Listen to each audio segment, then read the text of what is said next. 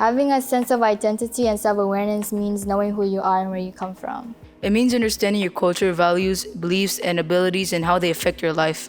Prioritizing those growth practices where we have students understanding their identity and their place within their culture is very important for just building the community as a whole. Those are things that are essential for individual growth, but then that same individual growth is what is such a big part of the community thriving as a whole.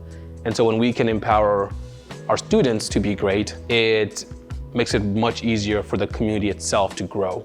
We definitely try to focus on having our students become aware of their strengths. And so we try throwing as many things as possible at them in a not overwhelming way. We try to talk about different subjects throughout our activities, things with STEM, things with art, a lot to do with culture, and myself personally, just in random conversations. Man, I think there's so many great moments of watching a student step into their identity. So seeing these students come in, maybe a little timid, maybe concerned that they aren't going to fit in, and they get to see other classmates that maybe look and sound like them, but then they get to explore other cultures as well. We also see students come in timid and just unsure of themselves, and we see them blossom in doing projects and learning to be leaders.